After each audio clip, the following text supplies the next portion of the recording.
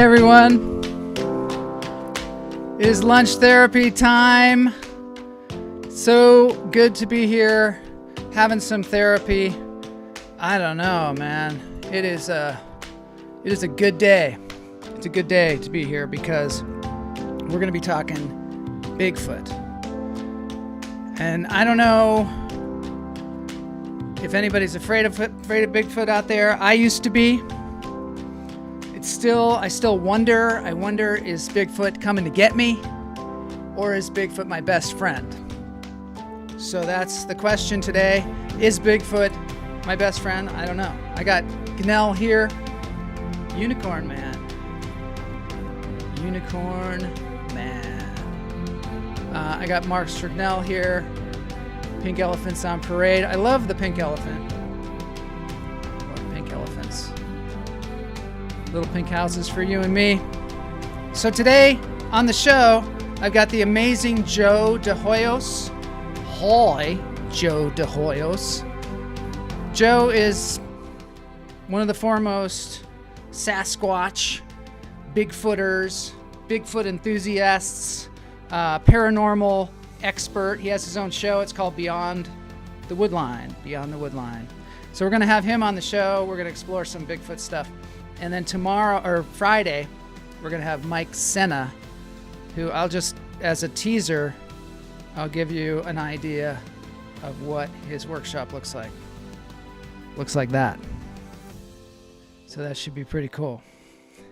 There's some Star Wars. He's a contractor for Lucasfilms and also for Disney, and that's going to be super cool too. So let's get into this Skyfly, because I got some flying that I got a guy.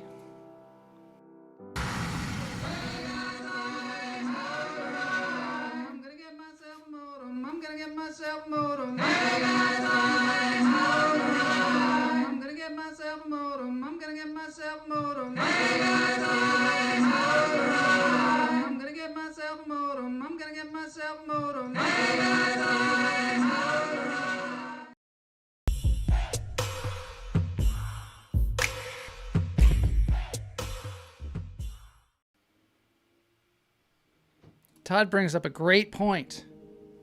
Big feet, Bigfoots, basketball team. I've got my basketball team shirt on, which is a Sasquatch from the old tragic tale, the Seattle Supersonics. Now they are as scarce as Bigfoot. Okay, let's do our breathing because there's a lot going on. In through the nose, out through the toes. Hold it. Let it go. I seem to have gotten taller over the time that we've been inside. I think I've gotten taller. Definitely wider from eating all that ice cream. In through the nose, out through the toes. Hold it. Let it go. I've got a beautiful hummingbird behind me, by the way. Yes, please, let's stop talking about the Sonics already. We don't talk about the Sonics a lot down here in Los Angeles, so for me, it's just me talking alone. In through the nose, out through the toes. Hold it. Let it go. So tomorrow night, you got to be there because 6 p.m. we're having a screening of IRREDEMPTION at 6 p.m. Pacific time. IRREDEMPTION. Let's get over here. IRREDEMPTION is Jack Franklin's. Well, it's not his movie. He's in it. The director will be there. Jack will be there. We're going to talk about the movie and we're going to show it. It's scary. It's kind of a scary movie. Jack, turns out, is a really good actor. And the movie is somewhat frightening, so it's not lunch therapy in the day kind of thing to watch, but definitely 6 p.m., get your blankie, and we're going to watch this thing. Let's Let's see. Mark Strignell did a project on Bigfoot when he was in school. I'm excited for this one. Yeah, me too. You know, I love Bigfoot. I was always afraid of Bigfoot. My friend Jeff Lohman wrote a song, Bigfoot is my best friend, made me feel a little bit better. Jose is here. I did promise that I was going to talk science today. So instead we're talking, I don't know. It's not really science. I guess it's cryptozoology. Cryptozoology. You are taller because you've been hanging out with Bat. Yeah, we've been hanging upside down. When you hang upside down, your spine just somehow stretches out. So here's the trailer for IRREDEMPTION, not their trailer, but my trailer for tomorrow night, 6 p.m. Here it is. I know Mark Strignell's not going to be able to make it because it'll be the middle of the night. So this is it. This, I don't know if it has anything to do with the movie, but the movie is scary, and this is kind of a scary trailer. And Jack he has his show called Jack Does Horror. And so he does horror, I'll tell you. Pretty spooky. It's going to be kind of a dark movie, so you're going to want to turn the lights down and get your blankie, like I say. Get your blankie. That should be the slogan. Get your blankie.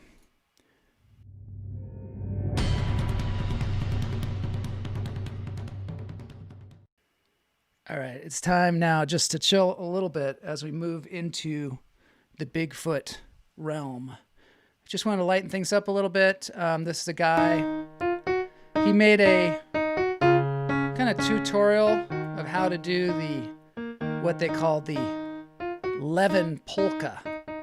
If you don't know what that is, Google it. But there's actually like this very viral video about the Levin polka where this guy is playing a bongo and this cat is dancing. You'll see it at the end of this video. This guy just keeps showing you, okay, now I can do it even more complex, and then I can do it more complex. I don't know how that piano thing works, but maybe Mark knows something about this. It looks like it's like almost like a video game for playing the piano. I've never seen that before. It's cool. So let's just see what Ganell says. Bigfoot is definitely coming after you, Joel. I heard he was spotted in the valley heading towards Hollywood. See, I thought Bigfoot was only in the Pacific Northwest. But when I talk and I look around, apparently people see Bigfoot places all over the United States. Joe is actually from Houston. So this will be, it's pretty interesting. We'll see what he has to say about that. That's the original video up there, which I love. And I love this piano rendition, but we got to move forward. We're moving on. So I love it when I say we're moving on and then nothing happens, because that's the way it goes. All right. Oh, this is a train. This is my favorite ambiance. It's one of those things you put on when you're really feeling like you got to chill out, and you don't want to watch something where you're compelled to watch it because something crazy is going to happen and you wonder what's going to happen. Nothing crazy happens. It just makes you feel good because you're just sitting on a train celebrating Christmas, going through the snowy world with my ambiance. It's ASMR. And I love ASMR now. I've become an ASMR fool. I'm a fool for ASMR. Next thing is this. I don't know what this is. Maybe somebody can explain this to me. This is a guided astral projection. You can go to this site. This is a YouTube channel. It's called Lucid Power Mind. And I don't know if you float like she's doing in the thing, but apparently what they do is they train you how to astrally project your mind, someplace outside of your body. It's like an out-of-body experience. And this is a place where you can go. You are free to explore. You're free to explore. Experiment. Lucid Power Mind. And learn. I think we all should try this sometime. Not now, because some of us are probably driving, and you don't want to do this while you're driving. You are sure. It's hard to drive your car. And secure in all the knowledge you already possess in your life. I'm going to do this and report back, I'm telling you. Oh, You are which giving brings me yourself to time. a question for y'all. I want to do, you know how we listen to songs that were written by computers? There are songs that they put all the lyrics of AC/DC into like a computer, and then it spits out a song for you. So I'd like to do that with Lunch Therapy. I'd like to put all the lyrics for Lunch Therapy into a computer and then have it spit out a show, and then I will do it. I will perform it as written. So that's going to be happening. I don't know how it happens. It happens with artificial intelligence. I barely have intelligence, let alone artificial, but I'm going to get myself an AI. I'm going to get myself an AI. I don't know where it is, but help me. So now this is for Todd Lee. Yes, do it. Won't that be cool? I'm looking forward to that. This is Todd. I got this. This is a gift for you. It's a gift for anybody out there that loves animals eating grapes.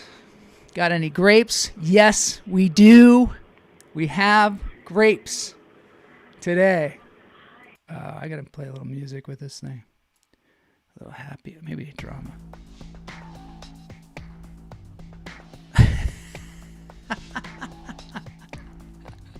That is the slow loris eating a grape. And I don't know. This is on the channel. It's a great channel, I think. Any channel that would have this. It's called Moko Muku. Please go there, subscribe. This thing has a gajillion views, of course. Any animal eating grapes, but a slow loris. Slow loris, they're not your pets, okay? I don't know what the deal is with this one, but they're not your pets, and they are poisonous. Oh, forget about it. Here comes the next thing, which I think you're going to love. It's going to make you feel really special. Once saw Bigfoot through a magnifying glass. This is an elephant swimming underwater at the Oregon Zoo. That's how my 5-year-old eats grapes. Got any grapes? There's an elephant swimming. Oregon Zoo, thank you so much, because I just feel great when I see this. I didn't know this existed. Didn't know you could watch elephants swim underwater. I didn't know they swam underwater. Eyes like that, he's got to have the munchies. This is, I don't know. Who knew? I knew elephants went in the water, but I never watched them. I mean, it seems to be having so much fun too. Like, yeah. Thank you, Oregon Zoo. Oregon Zoo is a YouTube channel where they just have multiple awesome things like that. Like this too, red panda eating something. Not a grape, but eating something. When are the Bigfoots going to show up? Soon. We got to get onto the Bigfoot. He's trying to find the way back home. Is that the elephant? Maybe trying to get, I don't know, swimming around. This is a red panda. Oregon Zoo. Yep. Got to move on. Hold on here. We're going to get to Bigfoot. Here we go. Okay. So this is the guy, Roman Films. I don't know him. I just want to show a little bit of his film. But first, I'm going to show my friend Jeff Lohman playing the Bigfoot, or singing his song, Bigfoot is My Best Friend, because it's relevant to this. 2, 1. Bigfoot is my best friend, Bigfoot. Bigfoot is my best friend. I love him, and he loves me. Walking through the forest, Bigfoot's forest. Walking through the forest, look out for that trap. It's over there. There you go. So that's Jeff Lohman. Early on in Lunch Therapy, we had him on, and he happened to grace us with the song Bigfoot is My Best Friend. And so I'm trying to, research it and see, is Bigfoot our friend, or is he our enemy, or are some of them our enemies, some of them are not? this is the kind of research that I do here. So I found this. It's a movie called My Best Friend Bigfoot. And this is actually episode 1. It's like a series. Hold on here. We're going to, I just want to show you this one part of it, because if you want to watch the entire movie, you have to go to Roman Films. Roman Cortez, Roman Films. That's his YouTube channel, Roman Cortez. He's a big commercial director, this guy now. Anyway. Camping. I think that's him there. There he is camping. Here you go. Give those to your girl, dude. Girls dig flowers. Cool. It's cool, man. She'll probably like them. Thanks. Yo, B. What up, man? Why you gotta be all secretive all the time? You know, eluding the public eye? What are you talking about? I mean, how come I'm the only one you've ever talked to? You keep hiding from everyone else. Is that what people think? Yeah. No, man. I'm just hanging out, you know? Like, I got a nice cave out in the back of the woods, you know? I only have to eat every 13 days, you know? And it's mostly just like acorns and daisies. Little animal or something, you know? So I just spend most of the rest of my time, watching my TV, playing my video games. I got my cave wired, you know? I got electricity in there. No way. Man, you heard about that Lohan chick? She's heading towards self-destruction, man. Okay, that if you want to watch the rest of that, it's a whole series. Really? There are Yeah. at least 2 of them. At least 2, maybe more. I'm going to watch it. Okay, so this is a horror movie about Bigfoot. Your reopening probably needs to be canceled. Don't you agree? I don't even know what we're tracking. Whatever it is, it's big. Your camp is harboring a wild Bigfoot thing that's mauling people. It needs to be killed. You can't have people staying here. You deserve to know the truth. What truth? No way I'm going anybody. You don't have a choice. This is it, okay? A very large, beast-like thing dragged me through the forest.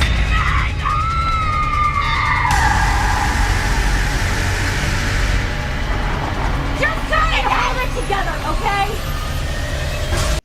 2 completely different visions of Bigfoot.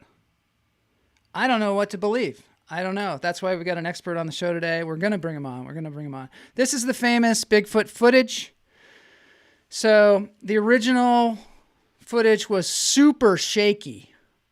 It was so shaky that you couldn't really see anything. And I guess they must have filmed it with a film camera, obviously, because it was 1967. And this is what they call the famous Patty footage. And there's a guy on Reddit, person on Reddit, I don't know if it's a guy, who broke this down for us and made it not so shaky. I don't have their name here, of course, but I will show it to you later. Yeah, they broke it down. They used some kind of stabilizer, some kind of mood stabilizer to help us out there and take a look at it. And this is a train, but we're not going to look at that right now because we got to get on with the show. So here we go. Moving on to the Bigfoot segment. Okay. Very excited here. Want to play some dramatic music. So now we're going to talk to a Bigfoot expert. I am going to show you the Patty thing because the Reddit person's named rfliflifliu. That is the person who stabilized the video so that we could see the actual Bigfoot. And the reason it's Patty is because it seems to be a woman, a female Bigfoot, because it has breasts. And they have looked at this thing so closely, scientists, biologists, and strangely enough, you think, oh, it's just a big guy, it's just a guy in a suit. But they can't debunk it. Isn't that something? I mean, it seems like, oh, that's just a person in a gorilla suit, but... So let's talk to Joe here. Joe de Hoyos. Here he is. Time for his crazy story interview.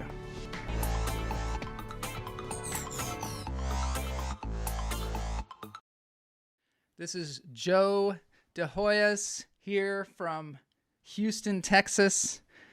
So glad to have you here, Joe. You have a show. Yeah, thanks a lot. You have a show on YouTube called Beyond the Woodline. And that Correct. is a show that is about the paranormal. And you are also very much interested in Bigfoot. Is that right? Yes, sir. That's correct. Yeah, we cover Bigfoot, paranormal, and UFOs, aliens. I call that the big three. The big three. Yeah. UFOs and The big aliens, Bigfoot, and ghosts, essentially. Is that right? Yes, correct. Correct. That's good, yeah. because we We had cover other topics. we had Paranormal Week on my show, on this show, Lunch Therapy, and those were the three topics that we tried to cover. I think the Bigfoot thing is called cryptozoology. Is that right? Have you ever heard that term? That's correct. Yes, all the time. Yeah. That covers a variety of different cryptids, everything from lake monsters to like dog man to goat man, all these different cryptids that are supposedly out there. I don't know if I believe in all of them, but Yeah. it's certainly interesting to follow along and listen to the stories. How did you get involved with Bigfoot? Like, what was that? What was the impetus that drew you to that? Well, since I was a small kid, I was always interested like in Bigfoot. Yeah. And I had this neighbor that lived across the street from us, and he had just so many stories regarding UFOs, paranormal, and Bigfoots. I never knew where he got the stuff from, especially at that time. But I would actually like cut grass so I could earn money, so that I could buy books or check out books from the library. And so at that time, there wasn't a lot of Bigfoot books by themselves. There was a lot of books that had all the different topics that were thrown in there with them.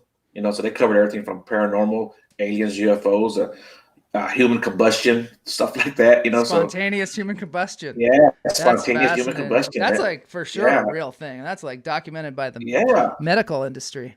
I always found Right, that fascinating too. I used to watch a show called In Search Of. I don't know if you ever saw this Yeah, show. yeah. Leonard hosted Nimoy. it.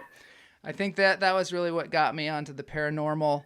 And then I would beg my parents to go see movies like that. Like they had a movie that was about Bigfoot. Sometimes I have these memories of movies and I'm like, what movie was that? And there was a Right. movie where they talked about Bigfoot. And I think they talked about different paranormal situations, but one was these kids were in this trailer out in the woods. And then all of a sudden Bigfoot started shaking the trailer. And then the kids were like freaking out. They're like, what do we do? And they opened up this they got a gun. They got like a rifle. Okay. And then they opened up this drawer where all the bullets were. And then all the bullets spilled out all over the floor. And they were frantically trying to load the gun. And the thing was just shaking. And it scared the hell out of me, I'll tell you. I was terrified of Bigfoot because I grew up in the Seattle area. And, by all indications, Bigfoot was outside my window at all times. So I always Of course. imagined him like, I had these really high windows in my room. I always imagined his head there looking in at me.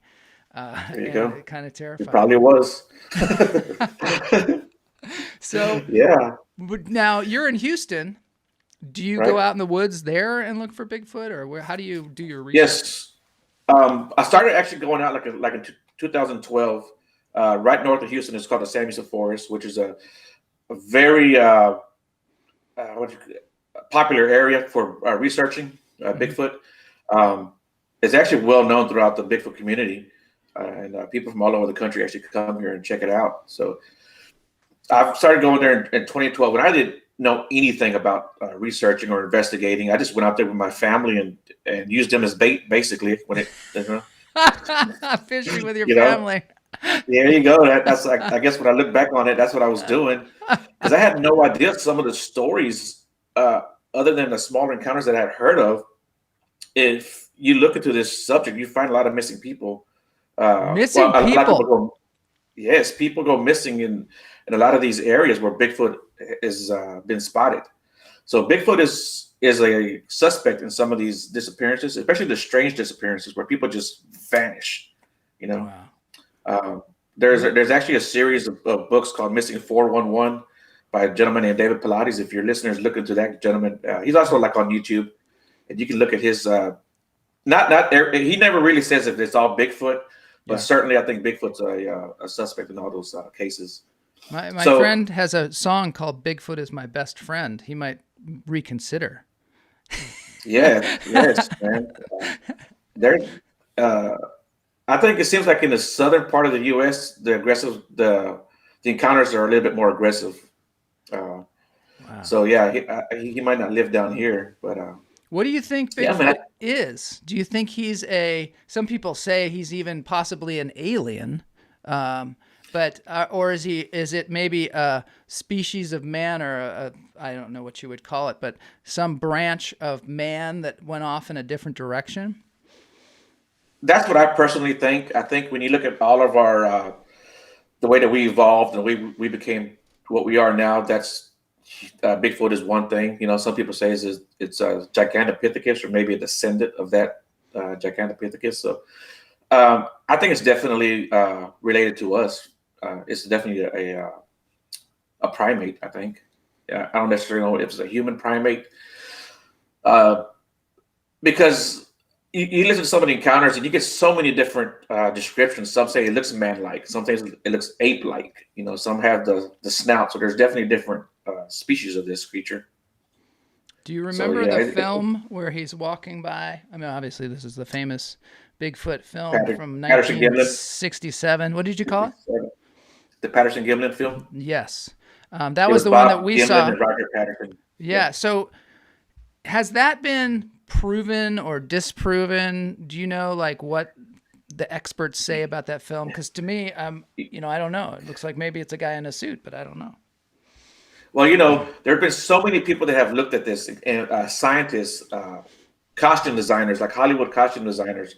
A famous gentleman named Bill Munns. He actually worked on the Planet of the Apes, the original Planet of the Apes, and he was like, he said himself, he goes, "There's no way that was a costume." Really? Yes. It's possible someone could have been in a costume, but he said at that time they didn't have the technology to make that kind of a costume. You know, that's the whole reason why the Planet of the Apes at that time, they wore clothing to hide the seams, to hide the buttons and the zippers, you know? Yeah. And this thing, when they slow it down and you look at it, you can see the muscle movement. You can see the hair. She has breast. You know, who would have thought to put breast on a costume like that, you know? Yeah. Yeah. And then when they do the proportions from the elbows to the shoulders to the wrist, they're different lengths from a human. So you can put a human in a costume, but you can't fake those proportions. Wow. You know, so that's a pretty good indication right there that it's the real thing. So now, with all the technology that we have, have we gotten closer to documenting an actual Bigfoot? That's really tough to say. You know, we have found hair, found footprints. You know, we find footprints with dermal ridges all the time, which is really is a big deal, because the dermal ridge is like a fingerprint. You can really start to document these footprints a lot better. You actually have a gentleman who's retired, a police department from Conroe, Texas, which is just north of Houston. And he's actually a footprint expert, and he helps out now in a lot of these cases, because he says that you know, the thing about having an expert is that an expert can tell by the impression and the way the impression was made in the sand or the dirt, if it was from a living thing. You know what I'm saying? You can tell. You know, yeah. So that's one of the things that I think we have going for us. There's also a few other scientists who help out, and Dr. Meldrum is, you know, he's one of them. He's a footprint expert also. So he's seen hundreds and hundreds of footprints, and he's verified, at least in his opinion, that these footprints are legit. So I think that helps out a lot. A lot of the hair samples come back as unknown, you know? Yeah. So, really, you know, that should tell you something right there. Yeah. Yeah. Wow. So I watched a couple of documentaries on YouTube, and like there was one where at the end they like kind of came in close on a face that was behind like a log. And I don't know whether some of these people are just messing with us. You know what I mean? Are there a lot of people out there that are just joking about Bigfoot, and it clouds the whole thing? You know, I think it's a little bit of both. I think we do have hoaxers. I think we do have jokesters. And I think they both kind of put the whole Bigfoot research and the Bigfoot community in a bad light. The guys who are out there joking, I really don't have too much against them because they're out there having fun. And, but they put a bad light on us. The hoaxers are a whole nother ball game. The hoaxers really have no love from the Bigfoot community. There's actually like a special site where people can go to find a list of hoaxers. And the bad thing about that is that some of these hoaxers actually were at one time credible researchers, but they get caught up, I guess, trying to prove it or trying to hold their own credibility. Provide something, right? Because I bet you these networks come to them and they say, "Hey, I want to do a show about Bigfoot hunters, and I understand you're a Bigfoot hunter, but we're going to have to see some Bigfoot." Don't you think? I mean, because you can't have a show about Bigfoot and never see a Bigfoot.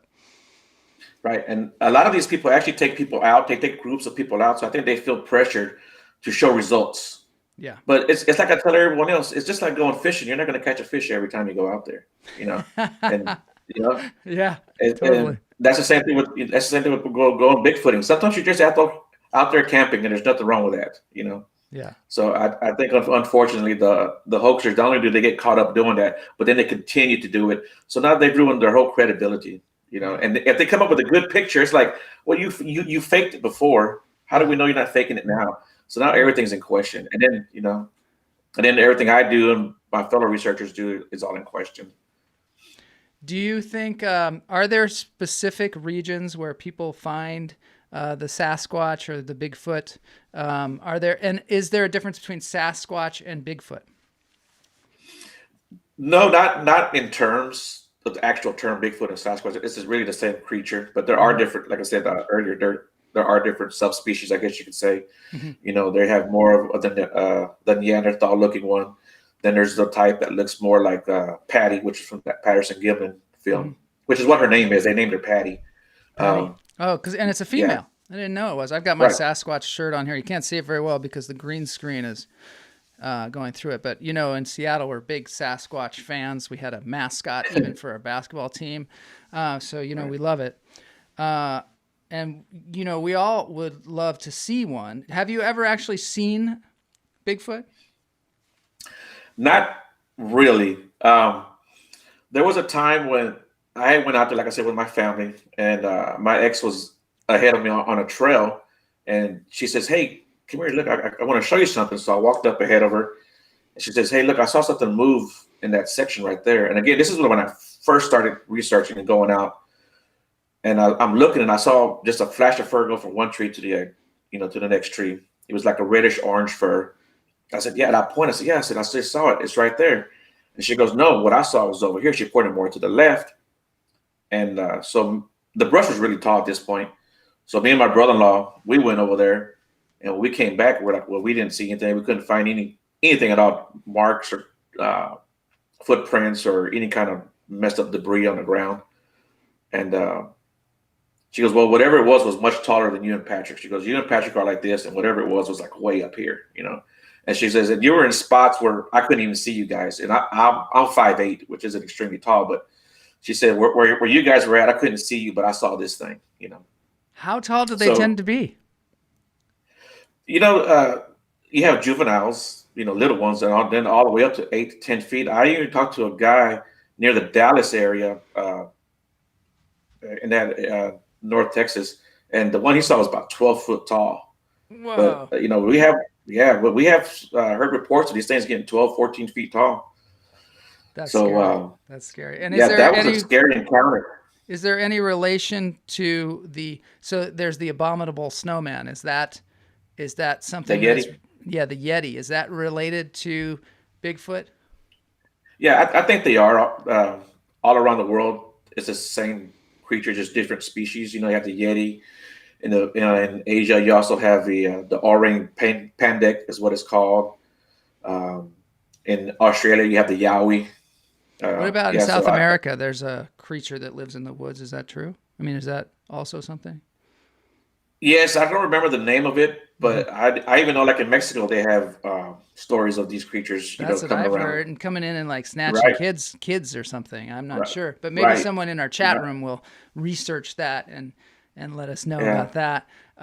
So yeah, I find this stuff pretty terrifying. I did when I was a kid. Lately, nowadays, I just find it more interesting than anything. But I think if I was alone in the woods, in a tent or something like that, I would be very, very scared. Very scared. These things become more real. I think I think in reality, you have more to worry about the other animals, bobcats, mountain lions, bears, than you do these creatures.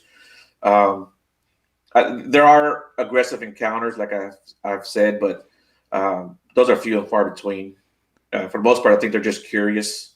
And, but when a 8-foot animal, about 800 pounds, comes looking at you, it's going to be scary.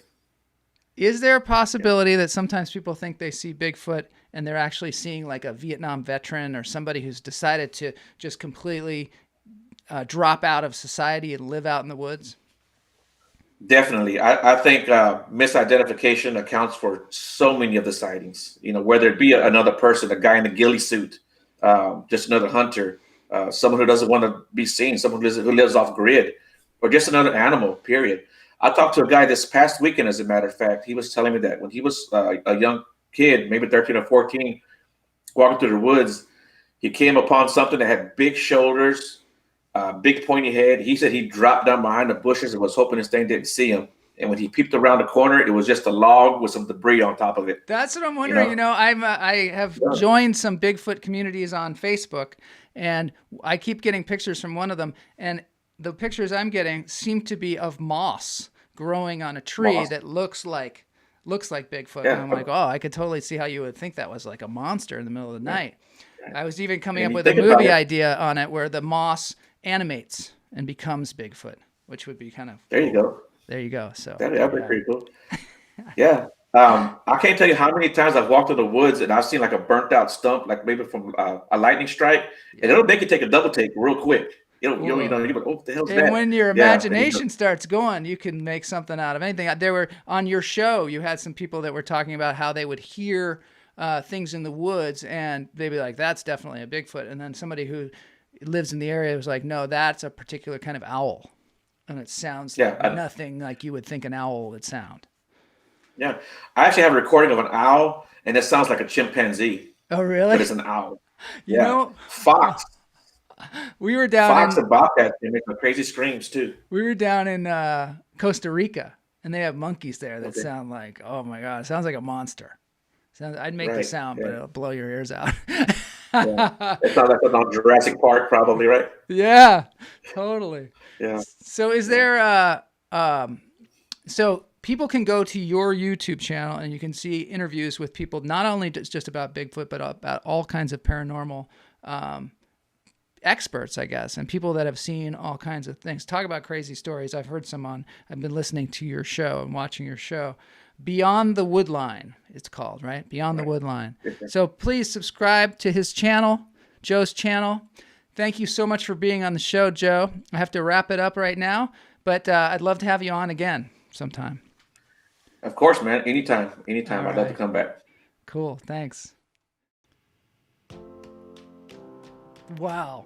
So that's Joe de Hoyos and Hoyos. And it was great to have him on the show. He's got some really creepy stories that I want to bring on, like ghost stories.